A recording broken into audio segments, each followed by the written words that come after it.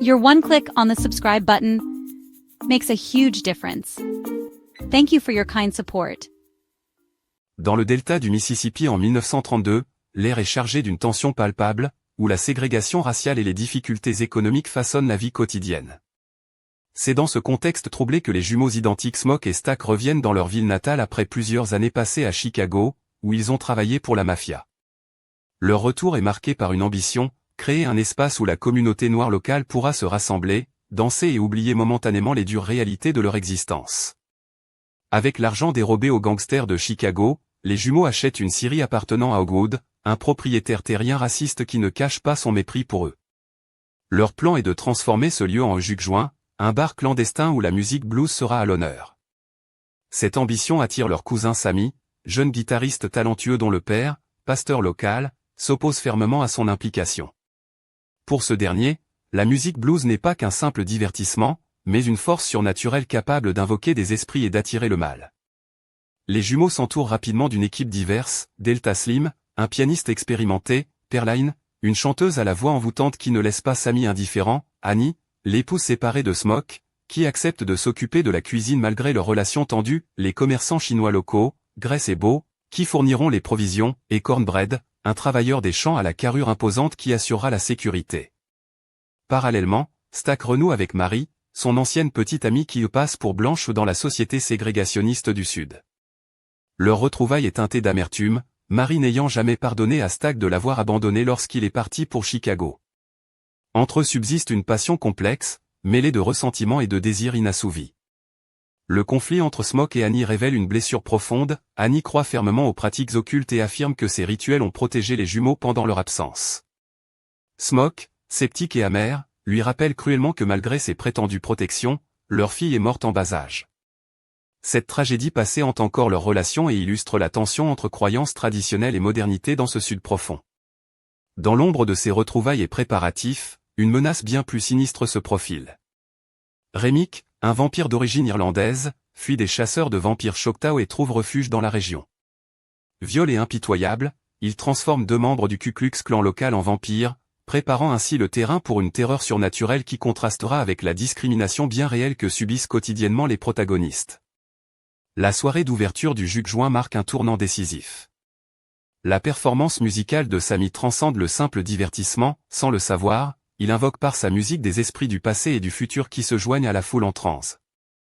L'atmosphère est électrique, chargée d'une énergie mystique que même les plus sceptiques ne peuvent ignorer. Cette manifestation attire l'attention de Remick, qui arrive accompagné de ses nouvelles créatures. Offrant de l'argent et promettant des performances musicales, il demande à entrer. Les jumeaux, méfiants face à ces étrangers au comportement suspect, hésitent à les accueillir, poussant les vampires à se retirer momentanément. Marie, consciente que le bar a besoin de clients pour survivre, rencontre Remick à l'extérieur, ignorant sa véritable nature. Cette erreur lui coûte cher, elle est transformée en vampire. Retournant à l'intérieur du bar, elle séduit Stack et le mord à son tour. Lorsque Smoke découvre la scène et tire sur Marie, les balles ordinaires n'ont aucun effet, confirmant sa transformation surnaturelle.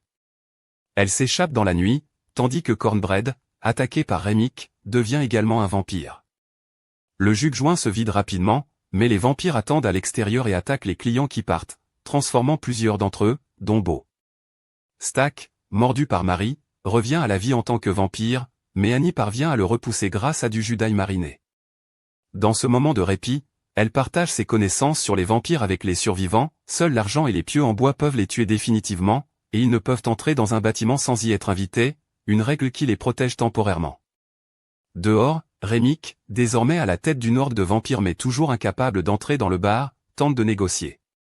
Il loue le talent surnaturel de Sammy et prétend que le vampirisme offre l'immortalité, la liberté et une échappatoire au racisme omniprésent. Son véritable objectif est d'utiliser les dons de Sammy pour invoquer les esprits de sa communauté perdue. Il avertit également les survivants qu'Hogwood, secrètement chef du clan local, prévoit d'attaquer le bar à l'aube, plaçant les protagonistes face à un dilemme mortel, résister aux vampires pour être ensuite massacrés par le clan, ou accepter une damnation éternelle. Lorsque les survivants refusent son offre, Remick change de tactique. Avec l'aide de Beau, maintenant transformé, il confronte Grace, menaçant d'attaquer sa fille.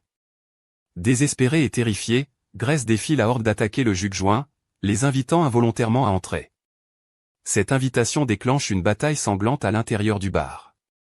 Grace, Annie et Delta Slim périssent dans l'affrontement, tandis que Marie, dévastée par la mort d'Annie pour qui elle éprouvait un respect inattendu, fuit les lieux. Smoke, Sammy et Pearline tentent de s'échapper, mais Remick et Stack les prennent en embuscade. S'ensuit un combat brutal entre les frères jumeaux, l'un cherchant à sauver son humanité, l'autre consumé par sa nouvelle nature vampirique. Pendant ce temps, Sammy et Pearline affrontent Remick. Dans la lutte, Pearline est morduée, comprenant son sort inévitable, supplie Sammy de fuir sans elle, un sacrifice qui témoigne de la profondeur de ses sentiments naissants. Dans une confrontation finale chargée d'émotions, Sammy brise sa guitare sur la tête de Remick, un geste symbolique où l'instrument qui a invoqué cette terreur devient l'arme pour la combattre. Smoke arrive juste à temps pour achever Remick avec un pieu, mettant fin au règne de terreur du vampire ancestral. À l'aube, la horde de vampires est incinérée par les premiers rayons du soleil, une purification naturelle qui contraste avec l'horreur surnaturelle de la nuit. Urgeant Sammy de fuir, Smoke reste en arrière pour tendre une embuscade à Hogwood et aux membres du clan qui arrivent comme prévu. Dans un dernier acte de bravoure et de vengeance, il élimine ses représentants d'une haine bien humaine, mais est lui-même mortellement blessé. Avant de mourir, il a une vision d'Annie et de leur fille, une réunion spirituelle qui suggère que malgré son scepticisme, une forme de transcendance existe. Sammy, meurtri physiquement et émotionnellement, retourne à l'église de son père. Ce dernier le supplie de renoncer à la musique et de chercher le salut dans la foi. Mais Sammy, transformé par son expérience, refuse.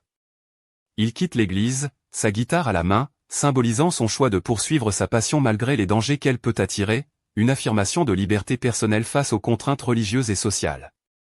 L'épilogue nous transporte 60 ans plus tard, à Chicago. Stack et Marie, toujours immortels, rendent visite à un Sammy désormais âgé, devenu un musicien de blues célébré. Stack révèle alors que Smoke l'a épargné cette nuit-là au jus joint, lui permettant de partir libre à condition que Sammy puisse vivre en paix. Ce geste final de Smoke, choisissant la miséricorde plutôt que la vengeance envers son frère, illustre la complexité des liens fraternels qui transcendent même la transformation vampirique. Le couple offre à Sammy la chance de l'immortalité, mais il décline, préférant l'authenticité de sa vie mortelle malgré ses limites. Stack demande à Sammy de jouer une chanson, et le vieil homme s'exécute, démontrant que son talent a survécu au passage du temps. Après sa performance, Sammy confie que bien que cette nuit fatidique le hante encore, jusqu'au coucher du soleil, ce fut le plus beau jour de sa vie. Stack acquiesce avec mélancolie, notant que c'était la dernière fois qu'il voyait Smoke, la dernière fois qu'il voyait le soleil, et le seul moment où il s'est vraiment senti libre. Cette confession finale souligne la dualité au cœur du film, la liberté éphémère mais authentique opposée à une immortalité entachée de contraintes éternelles. Cinerve explore ainsi les thèmes de la liberté, de la transformation, du sacrifice et de la rédemption, tout en tissant habilement une allégorie sur la condition des Afro-Américains dans le Sud ségrégationniste des années 1930, où les monstres surnaturels ne sont parfois que le reflet des horreurs bien réelles perpétrées par les hommes. Dans ce récit gothique du Sud, la musique blues n'est pas seulement un divertissement mais une force mystique capable de transcender les barrières entre les mondes, reflétant son rôle historique comme expression de la souffrance, de la résistance et de l'espoir dans la communauté afro-américaine. Les personnages de Smoke et Stack représentent deux réponses à l'oppression, la résistance directe et l'adaptation, toutes deux comportant leur lot de sacrifices. Sammy incarne la génération suivante, celle qui doit trouver sa voie propre tout en héritant des luttes du passé. La transformation vampirique peut être lue comme une métaphore de l'assimilation forcée, une offre d'immortalité et de pouvoir qui exige l'abandon de son humanité et de son authenticité. Le choix final de Sammy de refuser cette transformation, préférant vivre pleinement comme humain plutôt que de survivre comme monstre, résonne comme un puissant message sur la valeur de l'authenticité face aux compromis que la société peut exiger des marginalisés. Le juge-joint lui-même devient un microcosme de résistance culturelle, un espace brièvement libéré des contraintes de la ségrégation, où la musique permet une communion transcendante entre les vivants et les morts, le passé et le futur. Sa destruction symbolise la fragilité de ces espaces de liberté face aux forces oppressives, qu'elles soient surnaturelles ou institutionnelles. Dans son traitement des vampires, Cinerve s'inscrit dans une tradition qui utilise ces créatures mythiques pour explorer les dynamiques de pouvoir, l'altérité et l'exploitation. Remick, vampire irlandais, représente une forme de colonialisme prédateur, cherchant à s'approprier le talent spirituel de Sammy pour ses propres fins. Cette exploitation fait écho aux dynamiques historiques d'appropriation culturelle, où les expressions artistiques afro-américaines ont souvent été exploitées par la culture dominante. La capacité des vampires à passer pour humains jusqu'à ce qu'ils révèlent leur véritable nature fait également écho au concept de passing racial représenté par Marie, soulignant les complexités de l'identité et de l'appartenance dans une société structurée par des divisions raciales rigides. Son choix de devenir vampire peut être vu comme une extension de son rejet des contraintes sociales, tout en illustrant comment la recherche de liberté peut parfois mener à de nouvelles formes d'emprisonnement. Les relations familiales complexes au cœur du récit, les jumeaux, Sammy et son père, Annie et sa fille perdue, explorent comment les traumatismes se transmettent à travers les générations, et comment les liens familiaux peuvent être à la fois source de force et de douleur. Le conflit entre Sammy et son père pasteur incarne la tension entre tradition et changement, foi et expression artistique, protection et contrôle. La présence des commerçants chinois Grace et Beau enrichit cette exploration de la marginalité, rappelant que le sud des années 1930 était plus diversifié que les représentations binaires noir-blanc ne le suggèrent souvent. Leur sort tragique souligne comment les communautés marginalisées pouvaient être prises entre différentes formes d'oppression. Dans son dénouement, Sinner évite les résolutions simplistes. La victoire contre les vampires est obtenue à grand prix, et les survivants portent des cicatrices visibles et invisibles. Le retour de Stack et Marie 60 ans plus tard montre que certaines blessures ne guérissent jamais complètement, même si elles peuvent être transformées avec le temps. La décision de Sammy de continuer à jouer du blues malgré tout ce qu'il a perdu affirme le pouvoir de l'art comme forme de résilience et de témoignage. En fin de compte, Sinner utilise le genre de l'horreur surnaturelle pour explorer des vérités historiques et émotionnelles profondes sur la lutte pour la dignité, l'expression de soi et la communauté face à l'oppression. À travers ses personnages complexes et ses métaphores riches, il nous rappelle que les véritables monstres ne sont pas toujours ceux avec des crocs, et que la véritable liberté peut prendre de nombreuses formes, parfois inattendues.